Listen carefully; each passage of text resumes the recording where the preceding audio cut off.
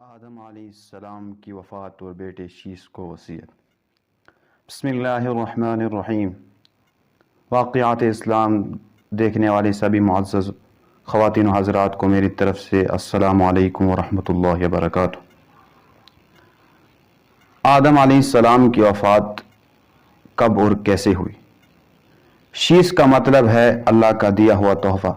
آدم نے ان کا یہ نام اس لیے رکھا تھا کہ حابیل کے قتل ہو جانے کے بعد اللہ نے انہیں شیس عطا فرمایا۔ محمد بن اسحاق رحمۃ اللہ علیہ نے فرمایا، جب آدم علیہ السلام کی وفات کا وقت آیا تو آپ نے اپنے بیٹے شیس علیہ السلام کے حق میں وصیت کی، انہیں رات اور دن کے اوقات اور ان اوقات میں ادا کی جانے والے عبادات کی تعلیم دی اور انہیں بتایا کہ ایک طوفان آنے والا ہے۔ کہتے ہیں کہ آج کل جتنے انسان موجود ہیں ان کا نسب شیس علیہ السلام تک پہنچتا ہے۔ آدم علیہ السلام کے دوسرے بیٹوں کی اولاد ختم ہو چکی ہے، واللہ اعلم۔ جب آدم علیہ السلام فوت ہوئے اس دن جمعہ تھا، فرشتے اللہ کے پاس سے جنت کی خوشبو اور جنت کا کفن لے کر آئے اور ان کے بیٹے خلیفہ شیس سے تعزیت کی۔ حضرت ابی بن کعب رضی اللہ تعالیٰ عنہ سے روایت ہے، انہوں نے فرمایا، جب آدم علیہ السلام کی وفات کا وقت قریب آیا انہوں نے اپنے بیٹوں سے فرمایا، بیٹو میرا جنت کے پھل کھانے کو جی چاہتا ہے۔ وہ تلاش کے لیے نکل کھڑے ہوئے، انہیں سامنے سے فرشتے آتے ملے جن کے پاس آدم علیہ السلام کا کفن اور خوشبو تھی، اور ان کے پاس کلہاڑے، کسیاں اور ٹوکریاں بھی تھی۔ انہوں نے کہا، آدم کے بیٹو تمہیں کس چیز کی تلاش ہے؟ یا کہا تم کیا چاہتے ہو اور کہاں جا رہے ہو؟ انہوں نے کہا، ہمارے والد صاحب بیمار ہیں اور جنت کے میووں کی خواہش رکھتے ہیں۔ فرشتوں نے کہا، واپس چلے جاؤ، تمہارے والد تو فوت ہونے والے ہیں۔ فرشتے جب آدم علیہ السلام کی روح قبض کرنے کے لیے آئے تو حوا علیہ السلام نے انہیں دیکھ کر پہچان لیا۔ وہ آدم علیہ السلام سے چمٹ گئی۔ آدم نے فرمایا، مجھ سے الگ ہو جاؤ، پہلے بھی مجھے تمہارے ذریعے ہی سے مصیبت پہنچی تھی، مجھے میرے رب کے فرشتوں کے پاس رہنے دو۔ فرشتوں نے ان کی روح قبض کی، غسل دیا، کفن پہنایا، خوشبو لگائی، آپ کی قبر کھودی اور لحد تیار کی۔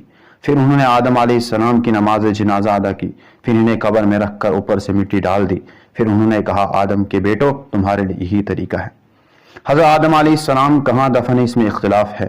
مشہور ہے انہیں ہندوستان جو آج کل شری لنکا ہے اس میں پہاڑ کے قریب دفن کیا گیا جہاں انہیں جنت سے اتارا گیا تھا۔ ایک قول یہ ہے کہ مکہ مکرمہ میں جبل ابی قبیس پر دفن کیا۔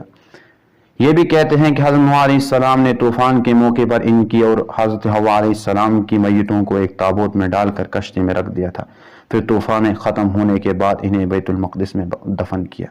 آپ کی عمر کے بارے میں بھی اختلاف ہے۔ حضرت ابن عباس اور حضرت ابو ہریرہ رضی اللہ عنہما کی روایت سے مرفوعاً حدیث ہے کہ لوح محفوظ میں ان کی عمر 1000 سال لکھی ہوئی تھی۔ اس کے مقابلے میں تورات کے اس بیان کو اختیار نہیں کیا جا سکتا ہے کہ وہ 930 سال زندہ رہے۔ اہل کتاب کا یہ بیان ناقابل قبول ہے کیونکہ یہ اس بیان کے خلاف ہے جو نبی علیہ السلام سے ہم تک قابل اعتماد طریقے سے پہنچا ہے۔ ویسے ان کی قول اور حدیث میں مطابقت بھی پیدا کی جا سکتی ہے۔ تورات کا بیان اگر غلطی اور تبدیلی سے محفوظ رہ گیا ہو تو اس کا مطلب ہوگا کہ آدم علیہ السلام جنت سے زمین پر آنے کے بعد 930 شمسی سال زندہ رہے۔ قمری حساب سے یہ مدت 957 سال بنتی ہے۔ اس میں 43 سال کی وہ مدت شامل کر لی جائے جو انہوں نے زمین پر آنے کے بعد جنت میں گزاری تھی تو کل مدت 1000 سال ہو جائے گی۔ حضرت آدم علیہ السلام کی وفات کے بعد ان کے بیٹے شیس علیہ السلام نے ان کے کام کی ذمہ داری اٹھائی۔ جب ان کی وفات کا وقت آیا تو انہوں نے اپنے بیٹے انوش کے حق میں وصیت کی، چنانچہ انہوں نے یہ ذمہ داری اٹھائی۔ ان کے بعد ان کے بیٹے پینن، پھر ان کے بیٹے مہلائیل نے یہ منصب سنبھالا۔ ان کے بارے میں اہل فارس کا کہنا ہے کہ وہ ہفتے عقیم کے بادشاہ تھے۔ سب سے پہلے انہوں نے درخت کاٹے، شہر بسائے اور بڑے بڑے قلعے تعمیر کیے۔ وہ کہتے ہیں بابل اور سون ایران کے شہرانوں نے تعمیر کیے۔